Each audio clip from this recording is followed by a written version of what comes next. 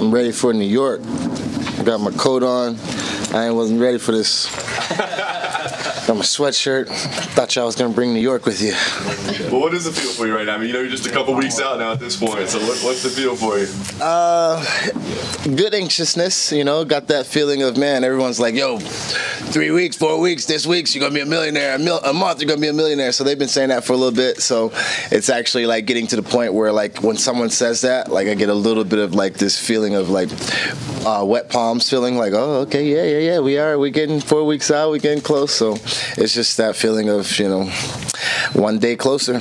Do you almost wish they wouldn't say that? I mean, it's a weird thing, right? Like, in some ways, treat it like it's another fight, but it's not another fight. You know what I mean? It's $1 million. No, I like when people give me an understanding of not only the time, the seasons, where we are, where they are. I like a little update. I ask Coach a lot of times, time check, and it's not because I'm tired. It's just because I like to know around what time it is, where we are. I mean, sometimes all throughout the day we ask people what time it is. It has nothing to do with how we feel. It's just kind of knowing, wanting to know, and that's a little bit how I am. So when people come up and like, hey, you got 4 weeks, it's like reminders like that let me know, like, hey, all right, in case you didn't know, you got 4 weeks, you know. So just staying on the right time. Nice. The matchup's kind of got a little flavor to it, right? It's been a little friendly rivalry between the two of you. Is that add to it, or I mean, do you try to put that aside, or what's your feel on that? No, I'm excited about the fight. I'm excited of all the fights on the card. As a fan and as a fighter and all the things and included, I'm most excited about our fight. I'm most excited about our fight because of the fans. You know, you guys get to see a good little rivalry, the British striker versus the American wrestler, yada yada yada. But the animosity is not as much as, you know, me wanting to fight a Chris Wade or something like that. But the championship level of mentality in me is saying nobody in the weight class can beat me. I don't care what organization. So the fact that I have a frenemy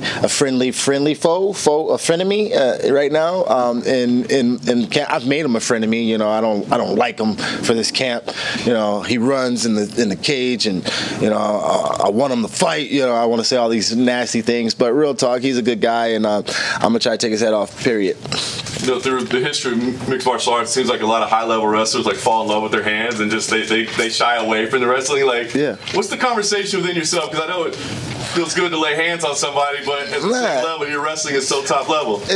You guys see it as wrestlers falling in love with hands. It's wrestlers falling in love with winning. When you get a wrestler who understands how to use his hands, they fall in love with whatever is the easier route at that moment. If you look at most of the wrestlers throughout history, most of the champions throughout in mixed martial art history have been wrestlers. And once they understand the concept of mixed martial arts, like we understand the concept of wrestling and all the facets that have to do with it, because wrestling itself has top, bottom, neutral, different things like that. There aren't many other combat sports that have that many different facets of a sport that you need, where you break down. Like, you break down passing, you break down tackling, you break down kicking. Just like in football, you break things down. In other sports, you just kind of go through it. You don't really break things down. In wrestling, you have to be good on top. You have to be good on bottom. You have to be good on top. I mean, on your feet. There are different areas in which you have to add into it. So us wrestlers, when we learn the concept of mixed martial arts, we just get addicted to whichever the easiest route is to win. And a lot of times as a wrestler, knocking y'all asses out is the easier route because we've been wrestling all our lives. Last thing for me, this win, what's it going to mean to you? I mean, $1 million is life-changing, right? But a title belt means something, or is it maybe even something within yourself? You know what I mean? Of just obtain this. Like, what will this mean to you? It means a lot, man. It's a validation of a culmination of a career being validated in front of, I would say, all my Americans. You know, I was a world champion. Every time I feel like I win a world championship, it's not in American land or whatnot. So I feel like this is a culmination of that career coming to a forefront in front of all my fans. It's on the East Coast. I'm an East Coast guy. It's at the Mecca Arena. You can't get any bigger. Co-main event, so you can't have a bigger stage, a platform. It's going to mean everything to me, but it's mostly putting a stamp and validation on the fact that I'm one of the best fighters in the world. period. I've been wanting to say that to Grandma for a long time. My grandma's a fighter, and I was talking to her not that long ago, and I was like, Grandma, what does it feel like to have like one of your grandchildren, she's got a bunch of grandchildren, one of your grandchildren being like one of the best fighters in the world? And she said, Bubba dog, I knew you was a fighter. Because I'm the type of fighter I am, I knew one of my children was going to have some kind of specialness, and you just happened to be him. And I was just like, all right, Grandma, nuts. So I'm whipping ass for Grandma, y'all. What do you think of Brendan's win over Chris Wade? I thought it was a mediocre win, to be real with you. Sitting on the side with Coach Dewey, the animosity, the London crowd, and things like that. You know, he told me later that it was his best performance, and he was, you know, super nervous. And you know, he had one too many drinks at his after party. He was giving me all the insights. You know what I mean? Because I'm a sober bird, I just kind of listened and wrote notes down. And the one thing was, you know, he thought it was his best performance ever. You know, the crowd and you know how he felt, and I thought he fought well, and I thought he fought with great understanding of the crowd and things like that. But for me, I thought it was I thought he got hit a little bit too much by a wrestler who's not as good as a striker as I am. I thought that his anxiety and the pressure of who he was fighting weighed on him and got him a little tighter. And I keep hearing, Coach keeps putting it in my head, Bubba Jenkins is only a 3-round fighter. Bubba Jenkins is only a 3-round fighter. We keep saying that, we keep hearing it, but often I've looked at his film and he's been tired before 3 rounds has been up as well. You know, I've seen him only be a 2-round fighter, so it don't really matter when it comes to, you know, 5 rounds, war, everything like that. So I'm excited about it. There's been an influx of Dagestani wrestling for many years. How's it going to feel to be an American wrestler, a PFL champion? It's going to feel amazing. I could give 2 shits about Dagestani wrestling because their wrestling isn't American wrestling. I don't give a damn about Russian wrestling. I really don't. It's freestyle. It's not folk style. If they came over here and wrestled Americans in folk style, we would beat the shit out of Russian wrestlers because it's control. It's top. We don't just take you down and hope to maybe turn you or something like that. College wrestling, collegiate style, folk style wrestling is the #1 style of wrestling in all of mixed martial arts, period. At me, come at me, holla at me, whatever you want to do. Look at the champions, and all of those guys have a form of NCAA wrestling ability to it, obviously, except Khabib, who's like an outlier of that type of wrestling. But when you want to do stats, statistics, belts, and rack them up, NCAA wrestlers versus Russia champions, and then you're going to find all the belts over here, and a couple of Nurmagomedovs and Agastanisans and whatever, you know. With that being said, and you being a fan of, you know, American wrestling, NCAA, what were your thoughts on Bo Nickel coming over to MMA? I'm bittersweet. I'm bittersweet of the Bo Nickel situation, like I am of the Aaron Pico situation. There are some African brothers wrestlers in this game that do not get the platform that some of these guys have gotten. Phil Davis was an amazing national champ wrestler coming over from the exact same school, and we never heard about Phil Davis like we're hearing about Bo Nickel. I was the #1 prospect coming out of all of mixed martial arts in 2011, being the national champ wrestler I was and the athlete that I am. Bo Nickel has nothing on my athleticism.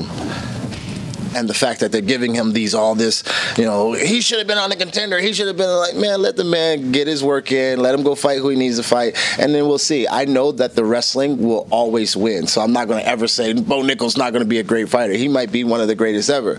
But don't get your boy Bad Man Jenkins here trying to put on Bo Nickel when I've been grinding for this long. I'm a much better fighter. I'm a much solid fight. And he got more. I'm fighting for a world championship. This dude's a rookie amateur. And I'm up here answering questions about him. You feel me? Like as a real fighter, put him in the Jake Paul series. Now, flying first class on air, Jenkins, you know, going bubbing instead of clubbing. Where does these catchphrases come from? I'm a good guy, but I'm a bad man with these words. I got away with these words, but I don't know, man. Just my personality. It happens to rhyme. We didn't go clubbing. We went to as many frats as I could fit in one night, and we signed every recruit we ever had. I lost one recruit, and that's because his brother was on the staff. I'm like, bro, if you can't sign your brother, I'm not going to try. So we went bubbing, and BMA, shout out to BMA, Bad Man Airlines. Y'all going to see the freshest airline headline flight of the year. Come Madison Square Garden. It's going to be first round class. And you know what? I might do it twice. So I might give them a there and back. I might send them and bring them back. It's round trip action. All the amenities, you know, no seat belts. He can even come to the cockpit, see how everything's going. I mean, BMA is taking off from New York, and we landing with $1 million championship. I love it. Now, NCAA Division I champion in 2011. Now, 11 years later, you're knocking on the door of $1 million. Walk me through that process of achieving your goals and being disciplined through a decade of mixed martial arts. Yeah, man, it's about availability. I say the best ability is availability. There are so many fighters that, you know, just don't show up when the time is there, or they get hurt in camp. I've never pulled out of a fight, hurt, injured, no matter what. I've never pulled out of a fight. I've also been here, like you said, 11 years grinding.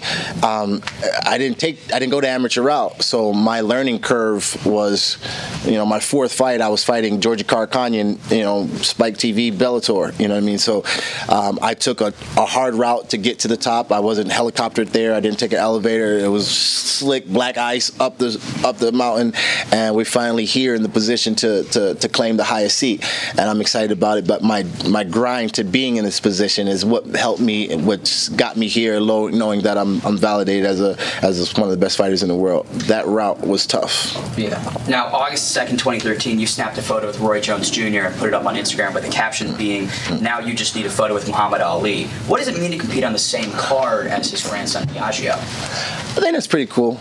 You know, I'm a respective person as far as, you know, the greats and the legends, you know, so him having to be a seed of one of the legends and, you know, a moniker off of my name is a pretty cool thing. I'm mostly interested in his grandfather and the things that he did, and maybe any cool stories that maybe he could have sat around the Christmas tree and had talks about. But other than that, you know, he's another guy that's doing the same thing we doing. Like I said, I respect all people, but ain't nobody gonna shine in front of my eyes unless it's a legit legend, not his grandson. Sure.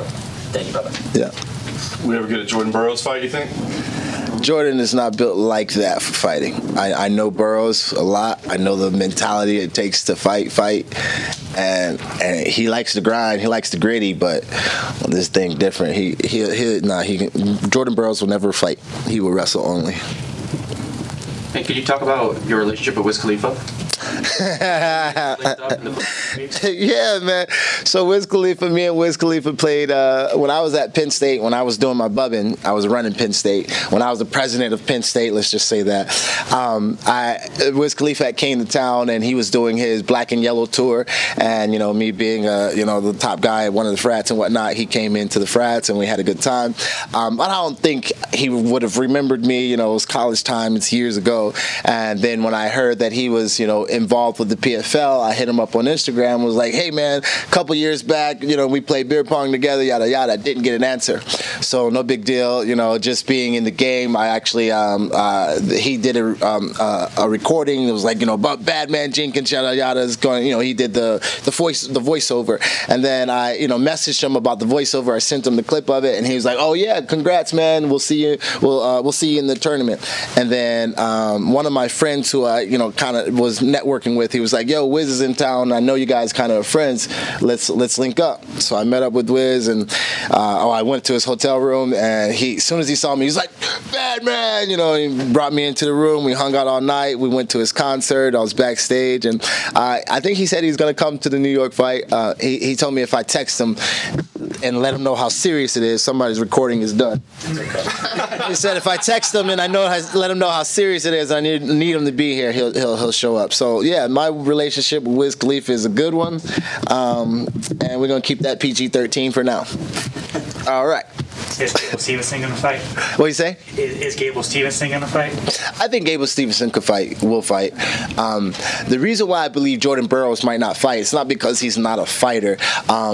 He's been getting silk sheet checks for a long time, and with that being said, why dabble in anything else when you are legitimately the greatest of all time, respectfully, in another sport? There's no need for him to even try to transition. There's only going to be doubters and haters in that field. You know, be the GOAT, stay the GOAT, do your thing, even though I got to win over you.